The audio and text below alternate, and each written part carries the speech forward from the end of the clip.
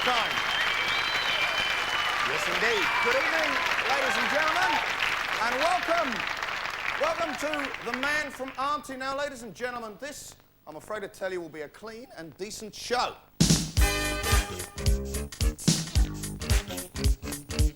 A lot of people say that women are more prone to wanting to have children than men. Now, I don't know if this is the case. I'd certainly like to. But they call it the maternal instinct. Now, if this is true, which it may well be, I think there is a very good practical reason for it.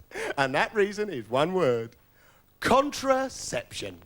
Because I don't know who it was that invented the various methods of contraception available, but I hazard a guess it was a man. Because let us look at what is on the market for the two sexes. Roll up, roll up, roll up for Ben's comparative guide to contraception. On the ladies' side, we have three basic choices. You can either have a small pill, which may give you thrombosis and heart failure. Lovely, lovely, lovely girls. Or the lady in question may choose to favour a rubber pudding basin, which she fills with spermicidal napalm. Oh, really gets you in the mood for a bonk, that, doesn't it, girls, eh? You're thinking, blimey, if this kills 6 million sperms, I don't know what it's doing to the inside of my fanny, but I don't like it. Well, you'd have to think about it, wouldn't you? Seriously, it's not exactly an aphrodisiac, is it, that little rubber pudding basin? Every woman who ever had a cap always thought, it's not going to affect my sex life. I'm going to put it in every night, whether we make love or not. Oh, yeah. By the second night, you're going, oh, God, do we have to tonight? I don't want to put me cap in. Oh, all right, if you really want to. Stay out there, you won't like it, in the bathroom. 11:30 at night, half drunk, one perno too many, the bathroom spinning round your head. You're trying to find your cap, you dig out the old pudding basin, there you are. Trying to focus on it, fill it up with napalm. Half a tube, you think, oh, God, I better put a whole tube in, I don't want to get pregnant by him. There you go.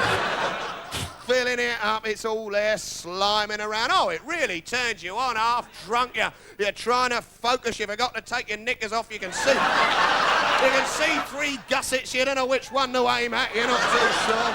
Spinning round, leg up on the side of the bath, trying to steady yourself.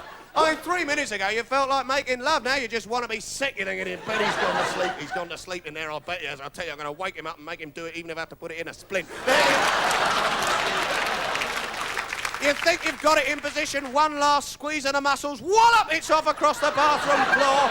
There you are, middle of the night. Have another fag, it's gone behind the toilet. There you go. Bang your head on the basin. You think, oh, let's clean that. That's for sure. Rinse it out under the tap, fill it up again with napalm. It's midnight by now, your head's spinning, fill it up. Oh no, I've filled it with Colgate. You're trying to work out whether fluoride has the same effect on sperm as it has on plaque. There you go. Thinking, oh God, what did I just brush my teeth with? You're not sure, but you're trying. There you go, leg up again, wrestling it up. I've been there, I'm a bit of a new man. I've tried to be involved. I've caught a few as they shoot across. Oh yeah, Peter Shilton, me. I mean, that's how they ought to train goalkeepers. I mean, it'd give a whole new meaning to the term capped for England, wouldn't it? So you can either...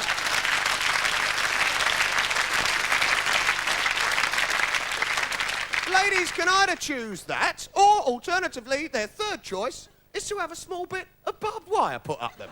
Very nice indeed. Now, that is what is available for the ladies. What has medical science, in its magnificence, come up with for the men?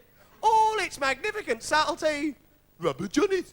That's it, rubber johnny. Yes, well, that's true. Well, what else? That's it. It's all we've invented. No question of decades of research into the hormonal balance of a man's body. No, forget all that. Rubber johnny works, doesn't it? No question of sticking a small fish hook down the one eye. No. Forget all that, rubber johnny. And still, believe it or not, some men, instead of glorying in their good fortune, actually object. They say, I don't want to wear a rubber johnny. I don't like them. I don't like condoms. They ruin my sensitive experience. I'm sensitive and I don't want to wear one because I love you, darling, and I want us to feel each other properly. And I don't like rubber johnnies because they're false and I'm sensitive. And I don't want to wear it because it's false and I love you and I'm sensitive and I love you. So go on, love, stick a bit of barbed wire out.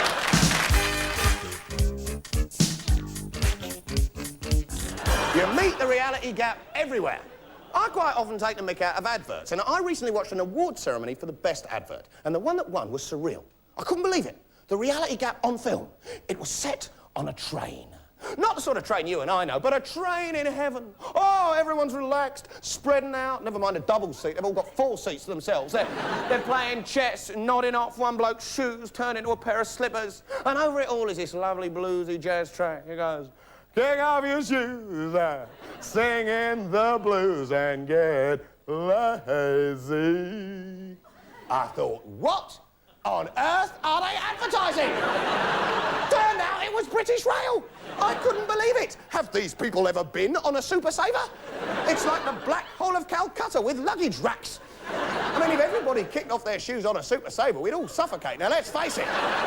We aren't all stretching out. No, we're not stretching because we're jammed in by that student who's wedged in the gangway by his backpack. He can't go forward. He's like a stranded tortoise, isn't he?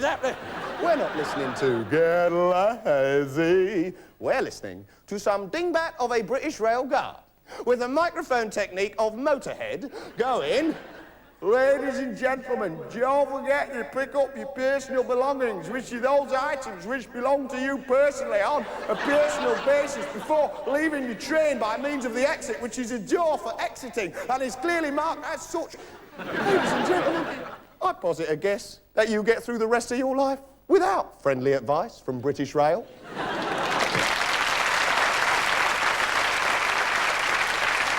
Trains are actually an interesting part of the reality gap. We love trains. Despite the fact we allow our service to be run down, we love them. You know, we set a lot of adverts on beautiful trains. There's one for Tennant's low-alcohol lager. It's set in the buffet. Not the sort of buffet you and I would recognise. It's the buffet on the lazy train. I mean, there's no vomit on the floor, you know what I mean? And they've actually got something behind the counter besides a small square of fruitcake that's been laminated in plastic. You know, it's a beautiful buffet, and there's a bloke sitting there. He's drinking Tennant's low-alcohol lager. He's a good-looking bloke. He's a kind of yuppie. Because, you notice, they're upping the image of lager a bit. They are. They'll be drinking Kestrel out of Cointreau glasses soon, yeah. The gold blend couple will be having a sip before they fail to have it off yet again. God, I wish those two would just do it and get it over with. I've heard of foreplay, but this is getting perverted. Knock, knock, knock. Hey, shall we have it off now? Let's have another cup of coffee. Oh, don't be so unimaginative, Mr. Elton. There's a great deal of fun to be had with a screw-top jar and a warm spoon. Anyway, the bloke sat on the train drinking low-alcohol lager. Opposite him is a beautiful woman, right? They don't know each other. You got the setter. OK, so, up the corridor staggers Farty, right? Now, you'll recognise Farty, because he's you and me. Yeah, we're the Farties. We're not the male models, the beautiful girls. We're not wearing the Levi 501s, or if we were, they still look like Woolworth jeans on us, eh? Farties. We're the people who can't get out of a traffic jam by driving their Vauxhall Nova through a building site. That's us. The people who aren't opening a small pottery business with the help of Barclays. Ladies and gentlemen, that ad is completely beyond me. I am, as I hope you know, no stranger to taking the mick. But that ad is unskippable. Actually, I'm opening my second kiln. Yes. I just talked to Barclays, and the rest was easy. Let's all try it, shall we? There's millions of people watching this programme. Let's all pop down to our local Barclays tomorrow and say, hello, we'd all like to start up a small pottery business. We were assured it would be easy. They'd say, oh, sorry, you need 100 grand start-up capital. Didn't we make that clear? All these bank ads going on about small businesses, online vector services, all the rest. All we want is banks that put on a few extra staff at lunchtime and have pens on the end of the little chains. You can normally recognise Farty in an ad, yeah. Normally a male Farty, certainly, because he's wearing glasses. O-T, he, flipping he. It's funny, isn't it, the semiology of glasses across the media gap, eh? There's only 2 reasons for wearing glasses in adverts. You are either a brilliant accountant or else an utter Farty. 32 reasons. Oh, there is a 3rd reason, which is exclusively for women, so that they can take them off and go... That's it. Only 2 reasons. Anyway, you and me, Farty, we're staggering up the corridor, right? He's been to the buffet. He's got a couple of those Max Pats. He's struggling back to his seat. He can't. He's throwing the door's going ka-chung, ka-chung in the side of his head. He's throwing it everywhere, you know. He's got those 2 little stirry plastic rods in his mouth and a couple of those tiny plastic buckets of UHT in his top pocket, you know. You know, those little buckets of milk, those are the ones with the foil top? The one that's been spot welded down, you know? So you break 3 fingernails trying to get it off, and when you do, the little spring inside it explodes all the milk all over your trousers. Those little cartons, they're great, aren't they? They're called disposable. Again, the reality gap. They are not disposable, ladies and gentlemen. They will come back to haunt you and future generations, even if we burn them. They contribute to the greenhouse effect. And all for a thimbleful of stuff that tastes like wee-wee. Hey, why? Why can't we have a jug of real proper milk on the buffet counter? A jug that we have some milk from, you put it back and you move away. The woman from Barclays could make it on her second kiln, couldn't she? Anyway. So there's Farty, you and me, staggering up the corridor with your 2 ecological time bombs in your pocket there, throwing your coffee all over the place. So, Farty spills a little bit of coffee on the beautiful woman, right? You remember the beautiful woman and the tenant's like, oh, no, but I completely lost the thread now, I don't know what you're talking about. But the beautiful woman, right, he spills the coffee on her, and, oh, faux pas or what? You know, he's cleaning, oh, I'm sorry, oh, God, I'm sorry. Now, what is the reaction of the cool bloke drinking the LA to this dreadful contretemps which has just unveiled itself? I will tell you, he takes off his shirt and offers it to the woman to replace the stained blouse. Now, ladies and gentlemen, I have been whammed on trains, I'll admit it. I've staggered up that corridor many a time and off with 16 cans of McEwen under my arm and a Kit Kat to line my stomach. It's true. But I have never been so out of my head that I have felt the need to strip off in the buffet. This man is drinking low-alcohol lager. I mean, what would he like with a sip of cooking sherry? The old knob would be out where? Boiled beef and carrots. The woman, God knows what she's been drinking, but she actually, she cooperates. She takes off her blouse and puts on his shirt. I mean, ladies and gentlemen, I mean, a stranger's shit. I mean, she doesn't even sniff the armpit. You really would have to be out of it. So why are we impressed by these 2 insane strip artists, right? Why does the product lodge itself in our minds? It's because they're good looking. They're good looking, not like Farty, not like us, no. Our own sexuality, that's being twisted. We're all wishing we were that good looking, that confident. I mean, you know, it takes most people all their courage to ask someone out, but he's just tricks his shirt off. There you go, look at the body, love, do you want any of that, right? It's true. So you see, ladies and gentlemen, sex is a part of every advert. Every advert has a little bit of sex in it, even the most innocent products, like chocolate. I mean, oh, come on, ladies and gentlemen, what is that woman doing with that flake? Now, I ask her. I mean, we've got to be honest. I mean, it's ridiculous. That's not how people eat flakes, is it?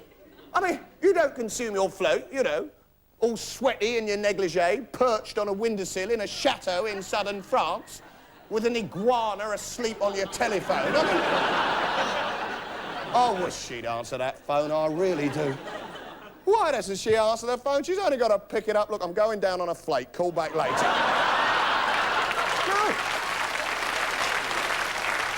That's not why we eat them. Image and reality. We eat our flakes on the top of a bus. And we spend the whole time not enjoying the chocolate, but thinking, oh, my God, am I going to be able to get these flecks of chocolate off without... Oh, no, I've stained my shirt. Oh, dear. Always sex. Sex in chocolate. I've never understood it. They advertise chocolate phallically. It's always a beautiful woman to be attained. I mean, Mars bars, they even put the veins down the side. Let's face it. I tell you, there is a serious pervert working at Cadbury's, immortalising his tackle in chocolate. It's strange, isn't it? I pity the bloke that designed the curly-whirly, eh? I like the one where the lady makes the washing machine jealous by saying, I'm going out with Tom for a curry. Yeah, but, like, what's the relationship, right? I mean, is she supposed to be having a thing with the Zanussi or what? Oh, I think so. I can get quite quivery sitting on mine when it's really shuddering.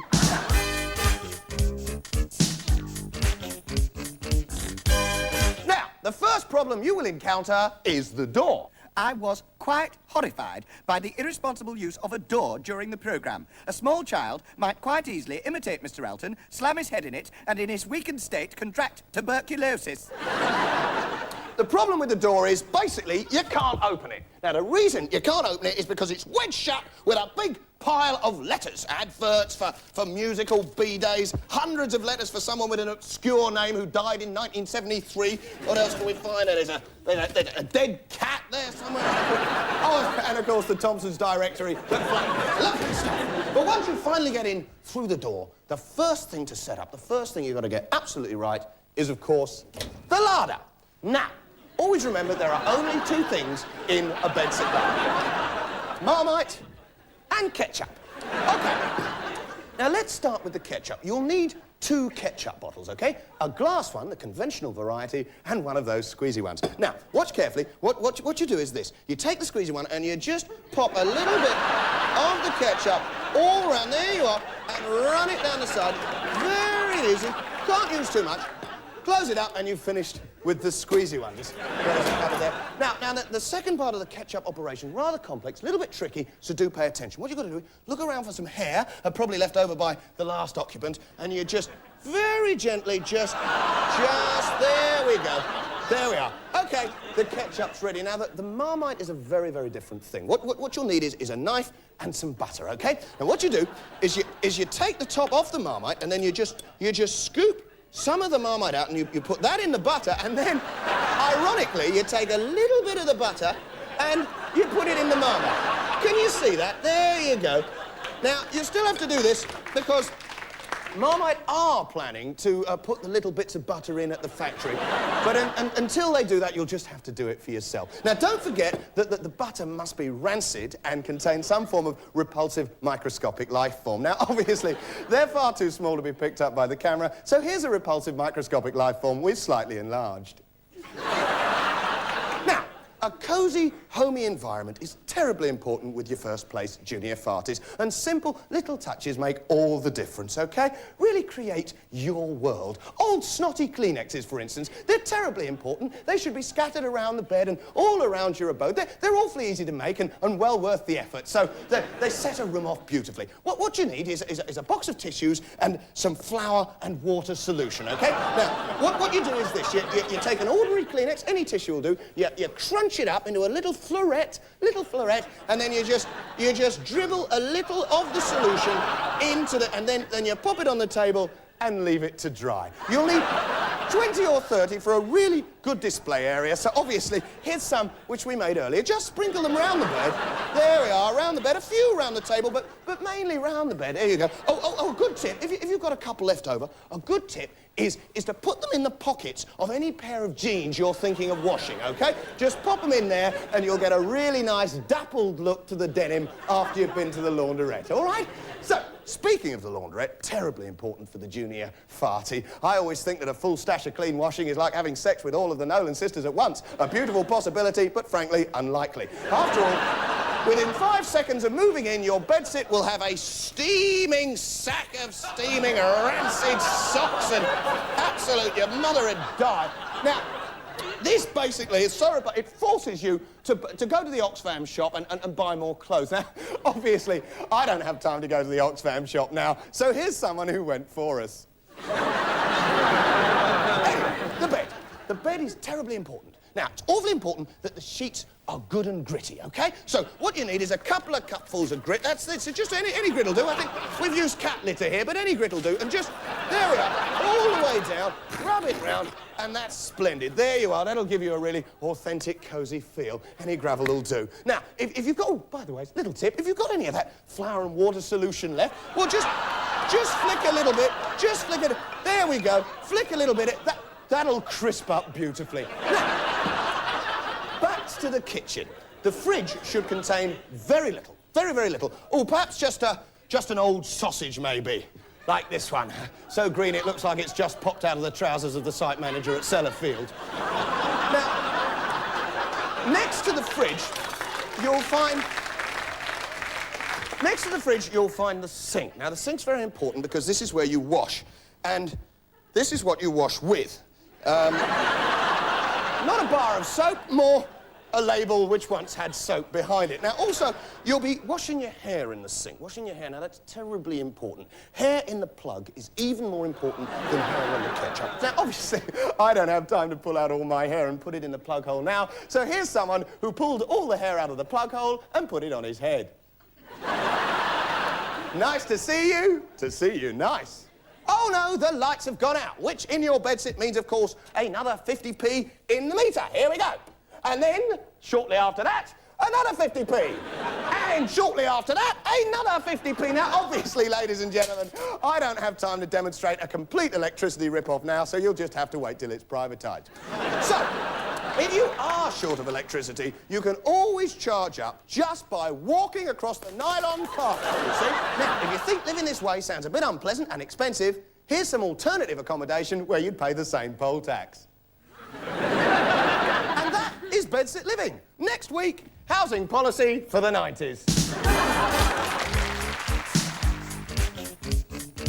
Motorways were in the news again this week. They are building new ones, even though they realise the present ones are entirely useless. We've known that for years. I mean, the only thing more useless than motorways is the stuff they sell in motorway shops. Nothing you could possibly want. I mean, be honest, has it ever happened to you? You're driving up the motorway as happy as a lark, and suddenly you get this desperate craving for a presentation tin of all butter Scottish shortbread with a picture of White Castle on the front. Hurry, darling, hurry! I'm desperate! I'm desperate! Up the hard shoulder, screech into the service station, handbrake on, run into the shop, barge past all the people in the queue. Please, please, we're desperate. Have you got a Staffordshire China teapot with a jar of plum jam inside it? Yes, we have. Thank God for that. You're a lifesaver. Anyway, the government have announced their plans to deal with Traffic Jam Britain. They are going to alleviate congestion in our motorways by adding an extra lane. An extra lane on our congested motorways. Now, I can say that this is insanity. Not only that, but I can prove it is insanity. But first, we need to take a look at wider green issues. What's all this fashionable hoo-ha about turning green? It happens to me most mornings. Oh, come on, this whole environment stuff's just totally outright. It's like famine, you know, it's just a fashion thing. I mean, let's face it, hunger went out in '85 with Live Aid, okay? We will never save the world until we develop foresight. We put off till tomorrow what we must do today. Save the forests, tomorrow. Stop using aerosols, tomorrow. Do the washing up tomorrow. Exactly. Why do we put off the washing up? It's irrational. It's irrational. We know it'll only get worse. Look, there is an optimum time to wash up a coffee cup. That time is just after you finish drinking out of it. If you wash it then, it's easy. All you have to do is give it a little rinse, a tiny rinse and a little agitation with the finger. Just finger the rim and it's done. Did he just say finger the rim? He did. I'm calling the police. 2 seconds and it's sparkling. Lovely clean coffee cup. Your mum comes round and says, nice clean mugs, Benji. Pleased to see it. Do we do that? No. We don't just rinse it out when we should do. Nah. We put the mug in the sink. Next to the baked bean pan that's been half full of water for 3 weeks. Half full, you notice, so that you can clean the bottom half, but you have to sandblast the rim. We put the coffee cup next to the breakfast bowl with the 16 cornflakes that have been spot welded down. Unbelievable, the adhesive power of a dried cornflake. I mean, you go through 3 pairs of marigolds just trying to prise it off with your thumbnail. Never mind super glue. When you've got a really tough job, you need a really tough glue. I recommend cornflakes. Just mix them up in a milk solution. When they're good and soggy, take one of the cornflakes and place it on top of one of the surfaces waiting to be stuck. Then push down the second surface and leave to dry. You see that? Good and stuck. Cornflakes adhesive. That sorts it, Dad. So, when we finally come to wash that coffee mug, instead of a little bit of fingery-wingery agitation... Stop it. You have to fish it out from under a 6-inch slime of congealed fat and post-scrapings. Why don't I do it at the right time? It's not just that it would be easier, but there is also the mental anguish that a sink full of washing up promotes. It's always there, haunting your life. The grill pan poking out of the tepid water like a shark's fin. And every morning I think, shall I have bacon for breakfast? Oh, cobblers, I haven't washed the grill pan. Shall I wash the grill pan? Nah. The washing up is always there, haunting my soul. Proof of my inability to get my life together. It sits in the sink like a malignant monster going, look, I'm still here, you know. I'm still here. You haven't done me yet, have you? I'm still here. It's always there, haunting my life. If you're watching telly or reading the paper, it's there going, oi, oi, I'm still here, you know. If you go to the pub with your mates, you have a good evening. See you girls, see you lads, nice evening. In through the door. Ah, oh no. Yes, I'm still here. Nobody did me miraculously while you were out. Why did I never change the world like I dreamt of as a kid? Well, I've done a washing up, man, you know, I mean... Why did it take them 30 years to storm the Berlin Wall? Well, there was the dusting, like the laundrette. The bills had too much stuff to do. My whole life is a cacophony of stuff to do. It fills my every waking moment. I'm in the morning, I'm trying to read my paper. The whole kitchen is shouting at me. As I say, the washing up is saying, I'm still here, I'm still here. Across the kitchen, pinned to the notice board, is the electricity bill. It's been there a month. You'd better pay me, Ben. You'd better pay me. They'll cut you off. They don't warn you anymore. You'd better pay me. They'll just cut you off. The noise of the lecky bill wakes up the broken cupboard door. Fix me! Fix me! I've only got one decent hinge. Actually, that's the way they are actually fitted. There you go, missus. Beautifully fitted kitchen. And all the doors will start falling off tomorrow. Fantastic. Ladies and gentlemen, I must tell you at home, all those people at home thinking, blimey, those people in the audience can half laugh a lot at a very bad joke. It took 10 minutes to fix up that special effect, and it was still rubbish. So, back to the routine. Stuff to do. Stuff to do. Our lives are full of stuff to do. The fridge door is covered in stuff to do. That's the only reason I have a fridge. There's nothing in it. Well, obviously, there's the Sellafield sausage and all the rotting gunk in the drawer at the bottom. But basically, my fridge door is there as a receptacle for stuff to do.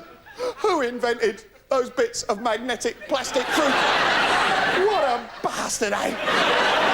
Shall I pay the gas bill? No, I'll stick it to the fridge door with a magnetic banana. It's all there. Stuff to do, the letter from Granny. Oh, it's rustling, the beautiful stuff to do, rustling away. The letter from Granny ringing your conscience, stuck at the door. It's been there for months. Every time you see it, you're thinking, she'll die. She'll die, then.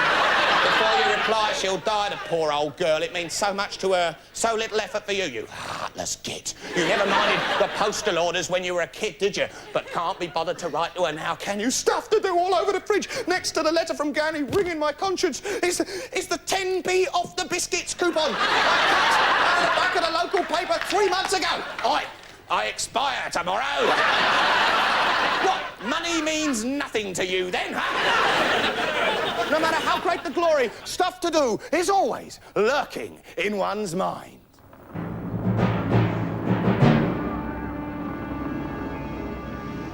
That's one small step for man, one giant leap for mankind. And when I get back, I'm going to wash the bloody sheets.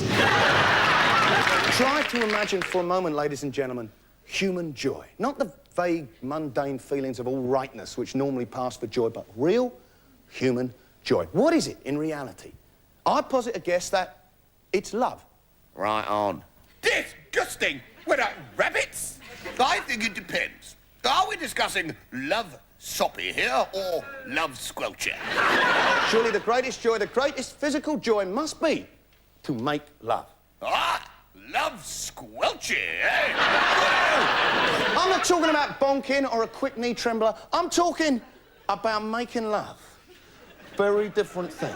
That time, ladies and gentlemen, when you were actually making love, not bonking. Oh, it's so good. It's so good because you love each other. I worship her. I never dreamt that she might like me, and now, this time we're making love. It's so good.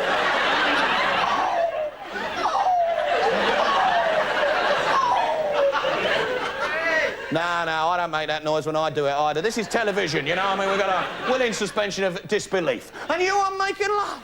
And it's so good this time. This time you didn't have to drink 16 cups of Gold Blend to get round to it. No, you knew it was right this time.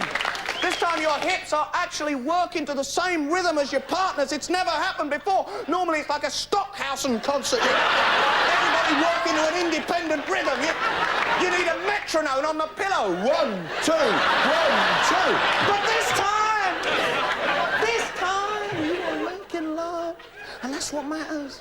And the window is open. And the duvet is in a crumpled heap on the floor. And there's a light summer breeze playing across your naked buttocks. Not a storm, a breeze. And it's so good. It's so good. And the music is perfect. And it's on CD auto reverse, so it isn't going to stop after 15 minutes. It's so good. And you chose the track yourself, and you are swimming with it. You are dancing. Oh, man. TV license. You're trying to make love. You're thinking about the TV license. Get out of my brain. I love this woman. Get out of my brain. No, they'll arrest you. They'll come and gather you up in a big net, and they'll put you in prison. You are looking at a £200 fine. You haven't filled in the form. Get out of my brain. Oh, God, it's gone floppy. You told your lover that you loved them, and you meant it.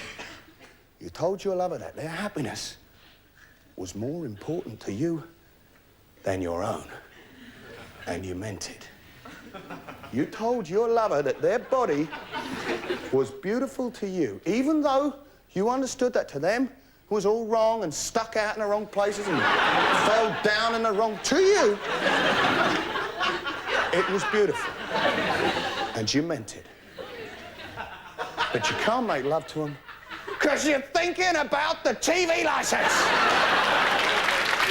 And on relationships of a very different kind, yesterday a man walked completely free, having murdered his wife and baby because the judge said he'd suffered enough.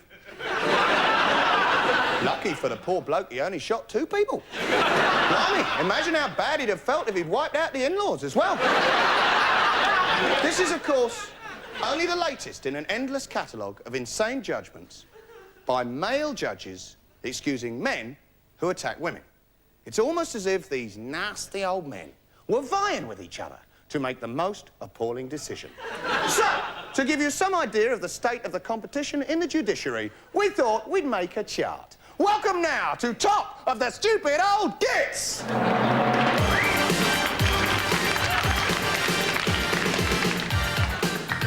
Big number 5 spot and climbing fast, we have Mad Melford Stevenson, who felt a fine was sufficient penalty for a rapist because his victim had been hitchhiking in a short skirt. And he said that the girl was... asking for it. Mad Melford should be careful about being sexually assaulted himself. Ooh, wearing those long dresses and curly wigs. Well, it's an open invitation, isn't it? OK, moving right along. At the big number 4 slot, it's a bloke called Judge Mays, sentencing a man to probation for beating his 4-month-old son to death during a drunken row. This top star of British justice said...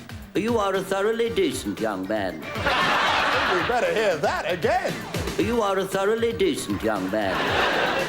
I wouldn't want to meet Judge May's version of a bastard. So, at number 3, we find Judge Potty Pickles, a real hitmaker, the Stock, Aitken and Waterman of the legal profession, commenting on his sentence of probation to a man who indecently assaulted a 6-year-old. Potty said... Each case is different. The girl has intelligence and knew exactly what the score was. It's all becoming clear. This time it was the little girl's fault. 6 years old, blimey. She was probably wearing a short skirt too. And at number 2, it's the late Judge Gibbons who expressed... considerable sympathy. For a man who admitted having sexual intercourse with the 7-year-old daughter of a friend, Gaga Gibbons said it... strikes me as one of the kind of accidents which happens in life to almost anyone. Of course else it does. It's like putting on odd socks, isn't it? And so, here we are, right now, ready for the big #1 judgment. Yeah, it's magnificent Justice William Miskin, who, commenting on a man who strangled his wife, cut her into 100 pieces, roasted parts of her body, scattered other parts across London and dumped her head in the river, said that apart from that, the murderer was... A hard-working man of excellent character, simply unable to get on with your wife.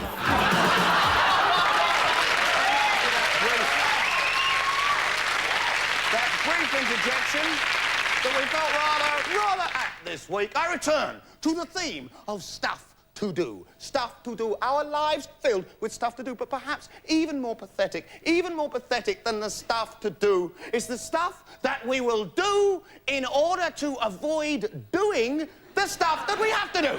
Because let's face it, nobody wants to do their washing up. But what are we actually doing while we are worrying about the washing up? Are we doing anything worthwhile? No.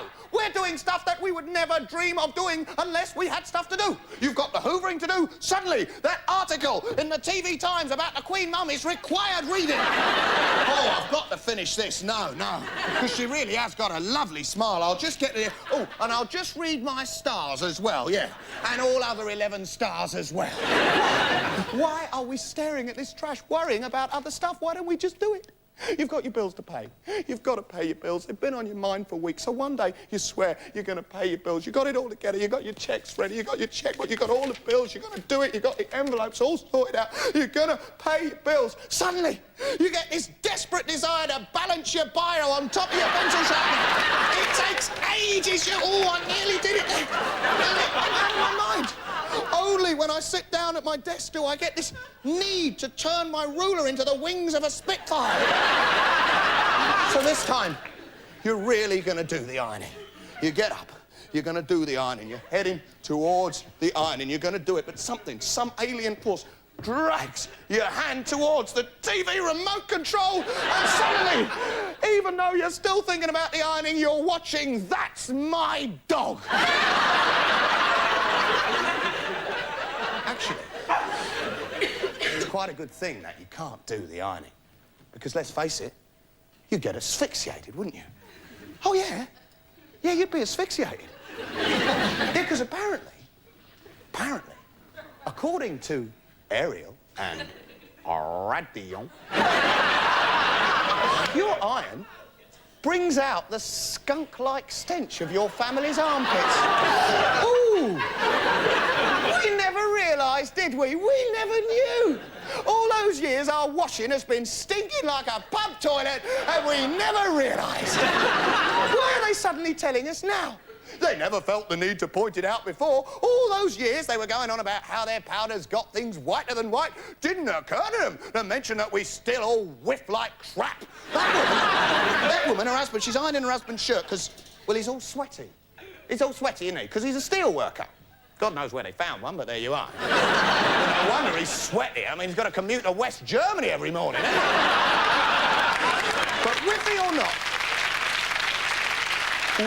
not, it's all stuff to do. Stuff to do from the cradle to the grave. We are haunted by stuff to do. Sunday nights, when you were a kid.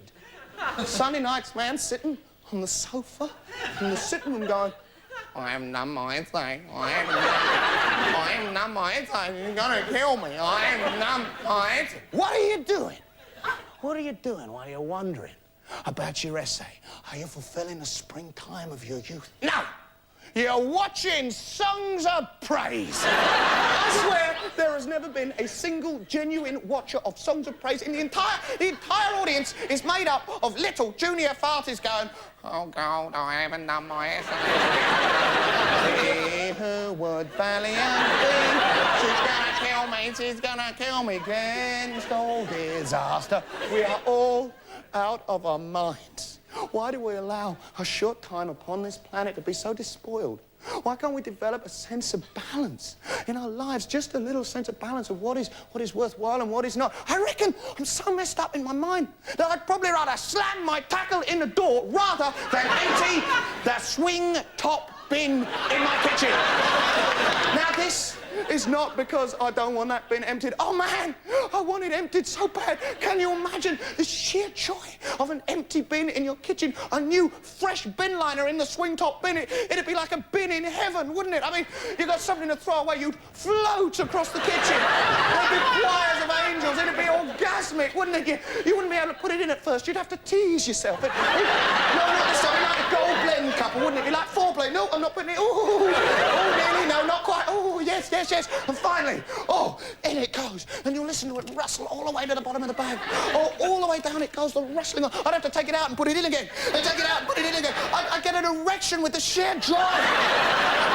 Well, really, Mr. Elton, that was quite a well-observed piece of satire. And then suddenly you have to bring up your trouser area. I really don't see why it's necessary. The sheer pleasure of an empty bin. The sheer pleasure. Ever felt it? No, because we have to stand on top of the fridge and jump on the bastard. Swing top bin. Swing top bin. Swing. Again. The reality gap. When was the last time yours swung? First day you got it. Can't swing anymore, can it? Too much crap.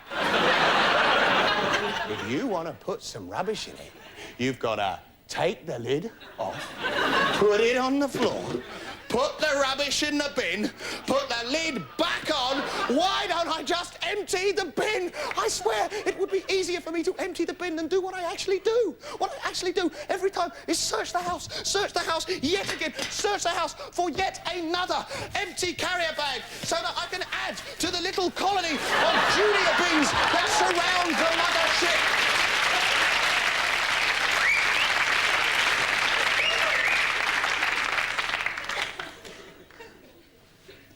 That bin's not there to swing. Not at top.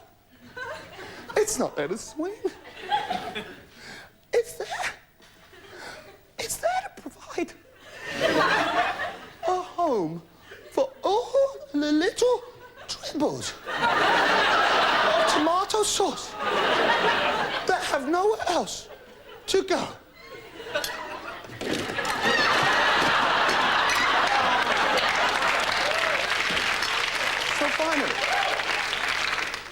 Finally, you decide you're going to empty the bin because it's full. It's full in like a surreal way. It's full in ways that only Nigel Lawson's suit fully understands. There is rubbish down there marked in old money. Aztec wrappers. Remember them? Anyway. You got to get it out, so you take the top off the bin, right? Think, shall I wash all the tomato sauce off? Nah. So you grip the bin between your knees. Well, there's no way this is going to lift out, eh? And you start to wrestle. You're thinking, twist this way, twist that way. You're thinking, don't you break, you bastard, don't you break. And out it comes. The thing is expanding as it leaves the bin. It's forcing me against the wall like a huge mushroom, forcing me back. I'm wrestling with it. The bin is like a TARDIS. It's bigger on the inside. I swear, trying to get the liner out of my swing top is like trying to drag a Zeppelin out of a cat's bum. So finally, still expanding on the floor, you glance into the bin. You think, shall I empty the half-inch of putrid water at the bottom? Nah. I'll just put a fresh bin liner on top. Ladies and gentlemen, you got this. Now you got to take it out to the rubbish. Can't do it, can you? Got to get 6 new bin liners and start emptying the rubbish out of the full one into the other 6 so you can take them out of the back. Why didn't I do it 6 months ago?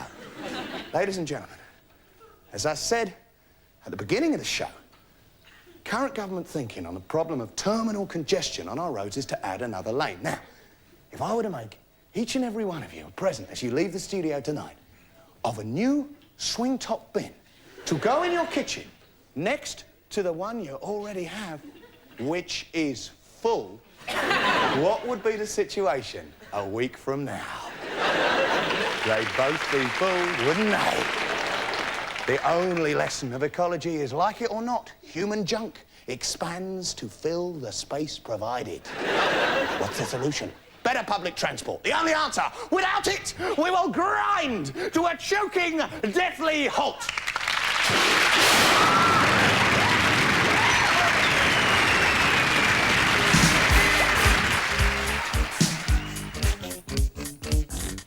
I've been talking about words and images that have lost their meaning. One word which seems to mean exactly what it always meant is reproduction.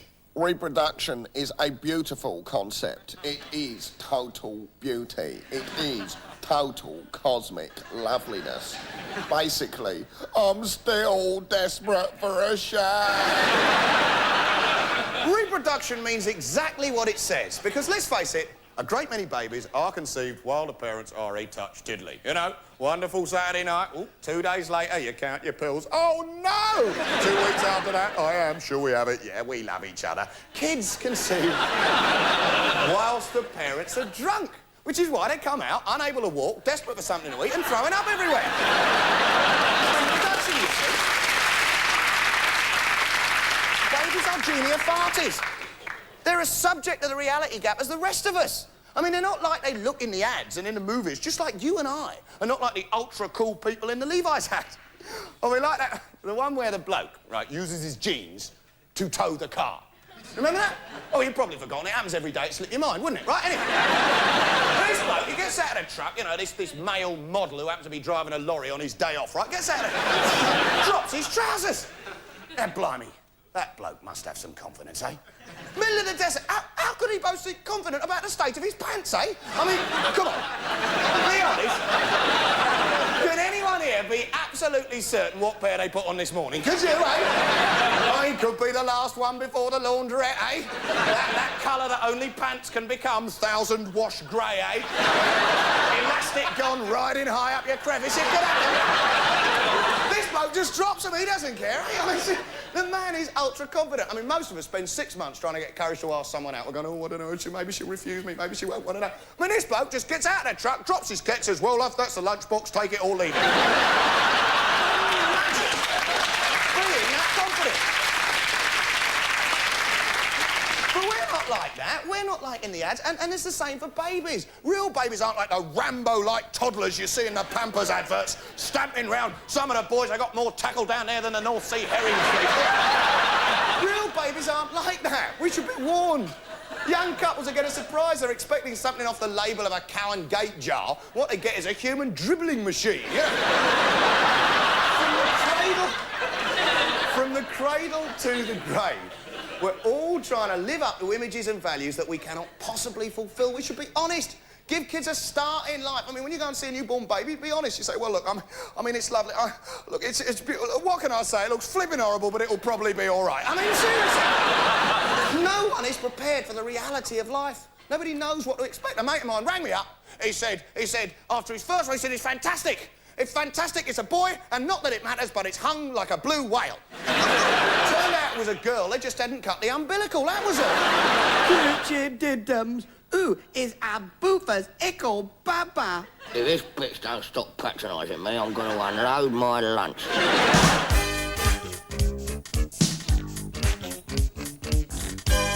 All so uptight the whole time, so uptight. You walk along the pavement, you're going, if one more person bumps into me, and one more person... The whole human race is walking along the same pavement going, if one more person, if one more person. Why? Well, we're so uptight the whole time. It's almost as if our own bodies were conspiring against us. It's almost as if we were at war with ourselves. You get a little bit of skin sticking out the end of your finger there, little tiny flap of skin, right, on the end of your finger. Every cell in your brain is screaming, "Don't pull it! Don't pull it!" So you grab it between your teeth and rip it up to your armpit. Why? Every part of the body is at war with the rest of every other part. Those two little dots under your tongue that salivate while you're chewing. Well, if salivate isn't a rude word, it jolly well should be. Well, I suppose it depends on what you're chewing, really. They're normally all right, those little dots. They make sure that your mouth is good and moist and assist in the process of mastication. Now, that is a rude word. Again, it depends on what you're chewing. But every now and then, those two little dots decide to have a little game, don't they? For instance, if you happen to be trying to persuade a traffic warden that you were only going to be a minute, that's when they decide to pump 2 pints of spit in his face. Look, man, I was only going to be a couple of minutes. I just gobbed in your mush, mate. I'm sorry. Every part of the body is against you. Your arm. Your arm's normally your friend. Your arm normally looks after your interests, normally does what you want it to, but every now and then decides to have a little game. While you're asleep, it has a little laugh by pretending to be dead. Oi, wake up. I'm dead. Ah! My arm is dead! My arm is not, you're banging it against the bedpost you're trying to get to. My arm has died! Why? Every part about your bot. Your bot's normally your friend. Your bot looks after your interests, of course it does. Warns you if there's a little guff coming, it does. It does. It says, "Guff coming. Guff coming. Prepare to clench up and ease and squeeze." No one need know. You can ease that in 5 discrete stages. No one will be any the wiser. Gently does it. Easy now. Do we really need to probe into bottoms? I've had a shaded monocle made for mine, right, because the sun shines out of it.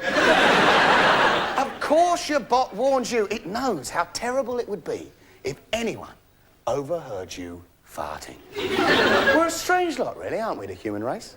We don't mind making a toilet out of our beautiful world, flushing raw sewage into the North Sea, but if anyone overheard us guff, we'd have to kill ourselves out of embarrassment, wouldn't we? We'd never be able to face human society again. That's why it's so important to get an early warning. See, that's why the spinal column, that's the central nervous system, runs directly from the backside to the brain. That's the fart hotline. Your memory works against you. They say that your memory plays tricks on you. Now why? Why? It's my flipping memory. Why did it push off and play tricks on someone else, eh? It's like the ear roll. It's selective in what it tells you. A woman having a second baby going, oh God, I've forgotten how much this hurt. Her memory's going, I am love, I just didn't tell you. You're at a party. You've been introduced to someone 3 times. Now you have to introduce them to someone else. You go, Jan, this is... You're going, come on, memory, give me the name, give me the name. Your memory's going, no, I'm not giving you the name. You're going, come on, memory, I know you know it. Yes, I do know it, but I'm not going to tell you. You can remember every word to the lyrics of Bohemian Rhapsody, but not this boy's name. Is this really what we pay our license fees for? I could buy 6 Emmanuel videos for less.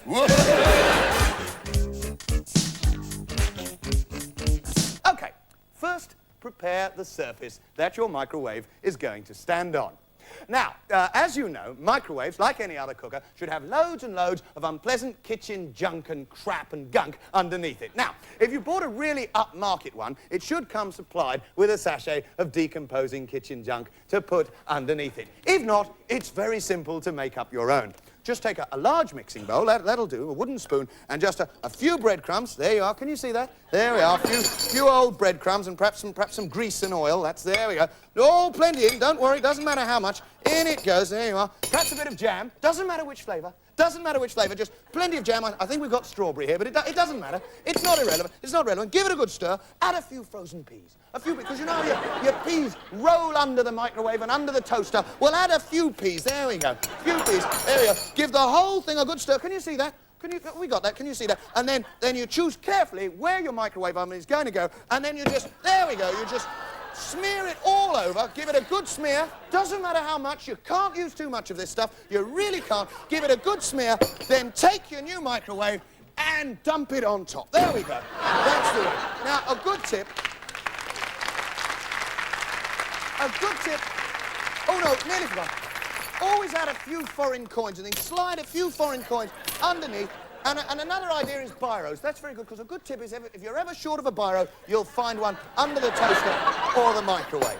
And, oh, if you've got any of your gunk left over, don't waste it. No, don't waste it, because there's plenty of places you can put it. I like to stick it down between the fridge and the work surface. Just get it smeared right down there, as you do. There we go. Get it right the way down, so there's no chance of you ever being able to get at it to clean it, so it'll still be there when you come to move house. OK, so there we are. The microwave's in position, and you have to learn to use it. Now, obviously, the instruction manual is far too intimidating to read at first, so for a while you just mindlessly prod at the controls and kind of sadly twitch it and prod it in the sort of hope that a three-course meal will just leap out spontaneously.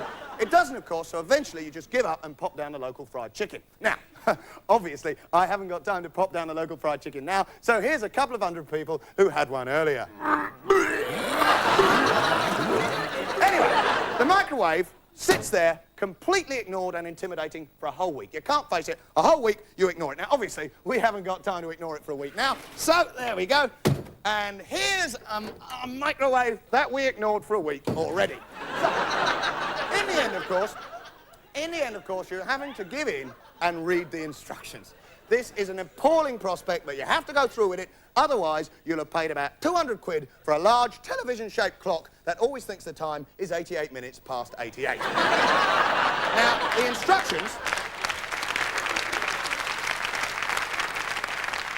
instructions are, of course, written in German and Arabic and Japanese, and, of course, a dialect which looks like English, but turns out to be an obscure language known as unintelligible bollards. Now, you notice I said bollards, you see. Since Dave Allen, we have to be very, very careful. But I'm talking about the type of bollards that a gentleman keeps in his underwear. OK, anyway, so, unintelligible bollards. Anyway, reading the instructions is so depressing that in order to persevere, you have to get drunk. Now, obviously, I don't have time to go off and get drunk now, so here's someone who got drunk for us. Eventually, you become so obsessed with trying to decipher the unintelligible bollards and work the oven that your home life falls apart and you end up getting a divorce. Now, obviously, I don't have time to have a divorce right now. I'd have to go off and get married and all that. It'd take far too long. So, here's a couple who've agreed to have a divorce for us. Eventually, lost and alone, your life ruined by technology, you master the on and off switch and are ready to sling your menu mistress bird of freedom lean meal chemically saturated crap meal for one in the oven.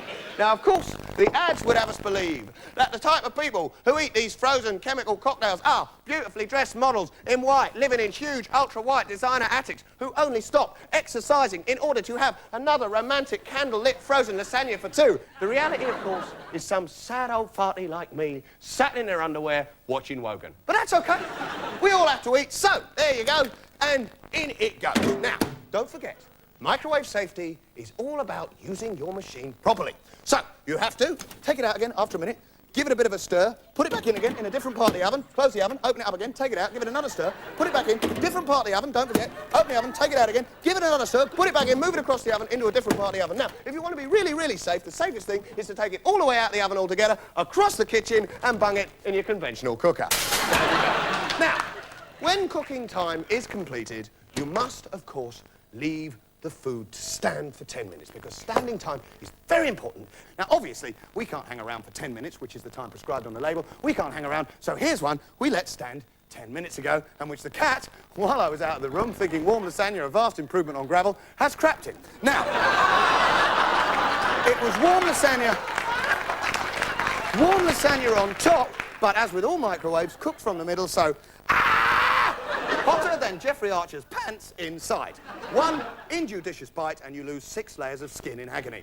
Of course, incinerating your mouth might be the least of your problems, because if you're unlucky, the microwave won't have cooked it properly and you will get food poisoning. Now, obviously, I haven't got time to make myself sick now, so here's something that made me sick earlier. And that's how to cook with a microwave.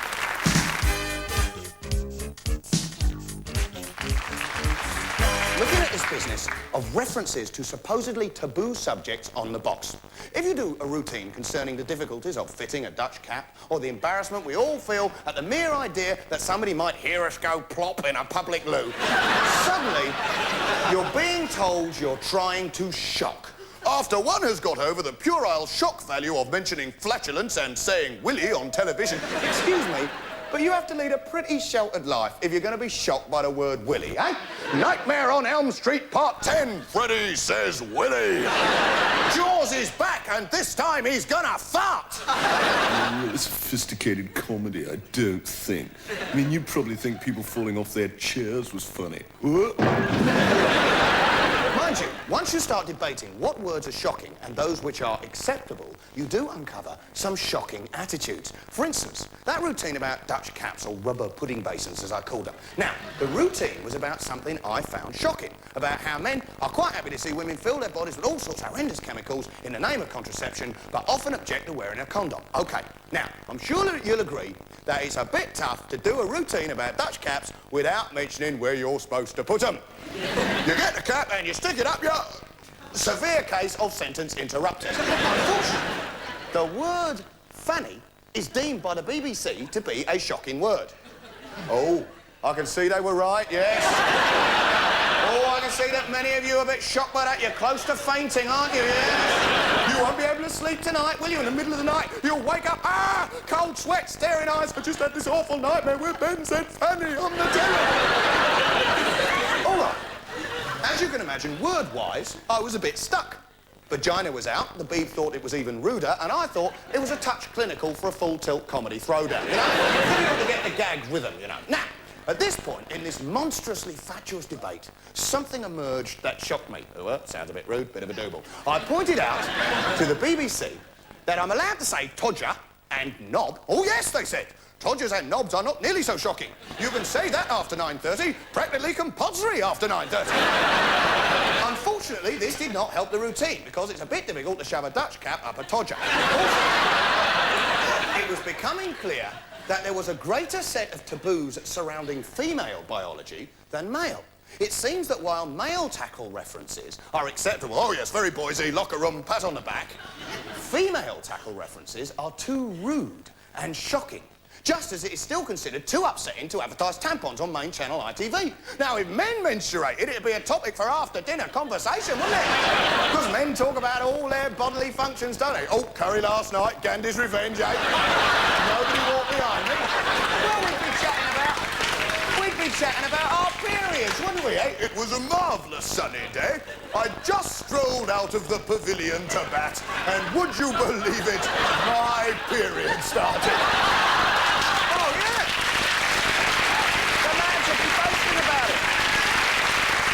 Boasting about how heavy their flow was. Blimey! I was bleeding last night. What? Nearly fainted. That's nothing. I had to have a blood transfusion. What? You should see the size of my pads. It's like sitting on a breeze block. Pads on the TV, macho man pads for a man-sized period. Yeah. And so, the debate began to find a euphemism for fanny. Me, a few of the guys from the BBC, a few beers, spending licence payers' money, trying to think of a user-friendly term for the female front-bottom, so that the British public might be spared the shock. Do you know what we came up with? Toot toot. It's true. Sitting around, toot toot. That would not shock, we agreed, and we were right, because no one would have had the faintest idea what a toot-toot was supposed to be. I'll be going on about shoving a cap up your toot-toot, and there'd be millions of women sat at home saying he's got that completely wrong. Supposed to stick it up your fanny, I'm sure I should say.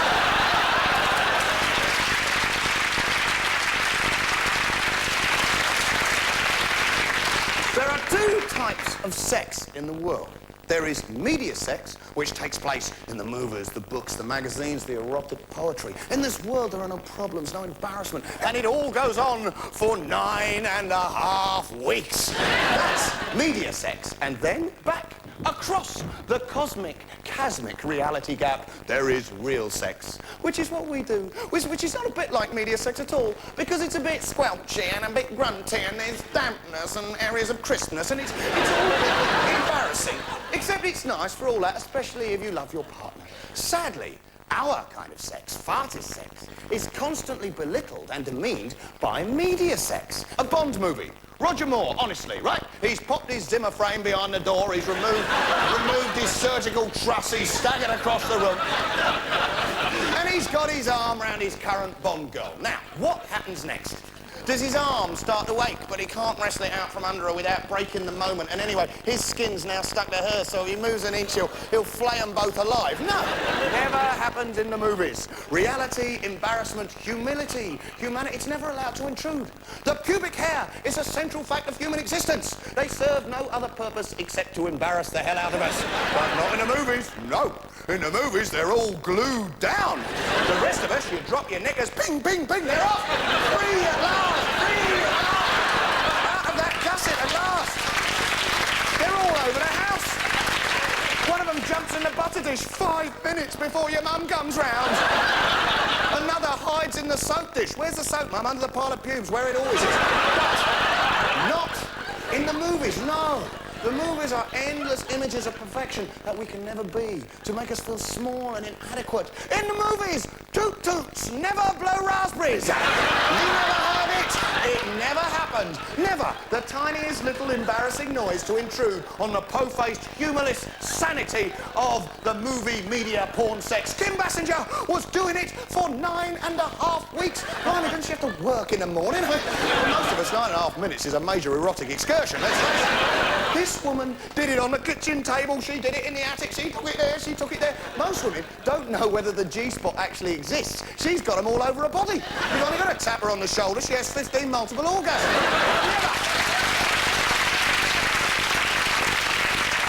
Never once did any embarrassing squelches shatter the stillness. Not once did her toot, toot, toot. What's wrong with her? Not once did she salute the 15th multiple orgasm with a great, joyous, life-enhancing, gusset-shattering raspberry that sent her lover's willy twanging like a Jew's harp.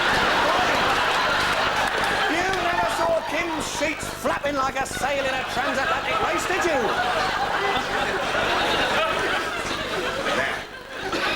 Ladies and gentlemen, I'm aware that this is a bit of a rude routine, but no wonder we all feel inadequate. I mean, we think we're the only ones who have problems because real sex is something that we deal with alone with our partners. The myth of sex we share with the rest of the world. We all got to see the same films, but when reality intrudes, we have to survive alone. And it's difficult. Let's face it, the first time at Toot Toot Toots, it's a shock. Of course it is. Nobody's warned you. Not your mum, not the movies, not sex education. I mean, everything's nice, it's going nicely, and then... What was that? What was that? I don't know. Well, it wasn't me. Well, it wasn't me. I'm telling you, it wasn't me. Ah, there's a burglar in the room! The media sex conspiracy makes us believe that superhuman sexual powers are the norm. And we, personally, are the only little farties who can't do it that well. In the movies, the male party of the first part has 20/20 vision. It knows where it's going. It never misses. First attempt, boing, 180. You never heard Kim Basinger shout, not there, up a bit. Now then, Val Doonican never found that sort of thing necessary. No, because we have constructed images for men and women that we can never live up to. Why can't we be honest about ourselves? If you make love, it's going to come out at some point, right? Never happens in the movies. Never happens to Tom Cruise. I'll tell you why. Because Tom Cruise's knob's got Velcro on the end. We've all played the game, the old damp patch shuffle. Who's going to sleep in the damp patch? We've all played it. Everyone's got their tricks. Lads, they've got their tricks. That marvellous final hug. Oh, darling, I really love you.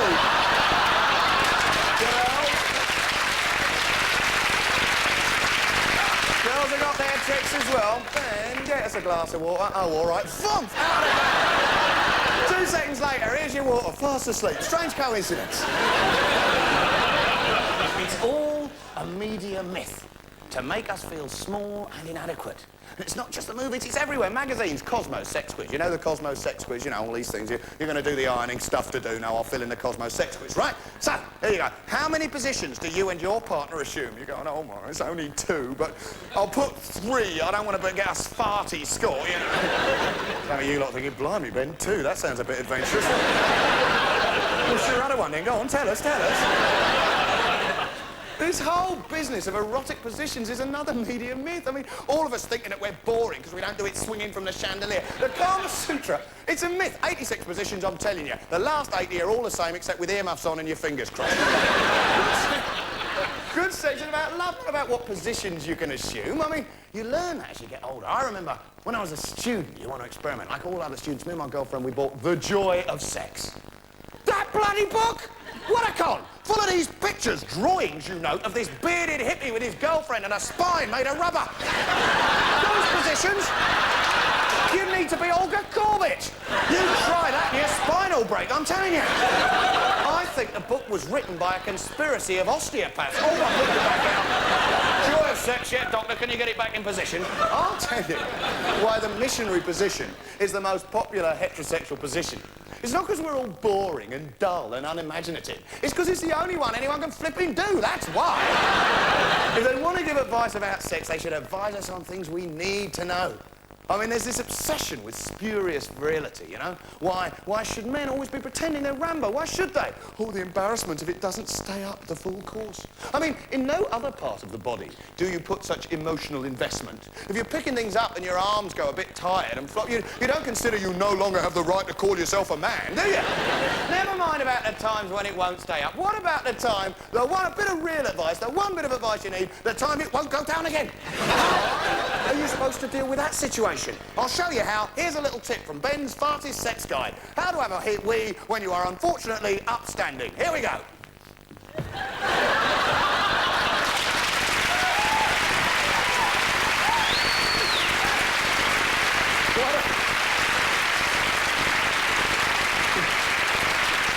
What an idiot I am, eh? I wrote that whole routine so I could show you I can walk on my hands, eh? Well, no doubt there will be objections to that routine, but I believe with the seas rising and the ozone layer disappearing, the more we stop playing God and remind ourselves how small and inadequate we are, the less damage we're likely to do. Nothing like justifying a load of good knob gags with a bit of politics, eh? I'd like to thank everybody that's worked with me on this series. They've been absolutely incredible. I'd like to thank the BBC for giving me the work. My name's Ben Elton. Thank you, and... Good night.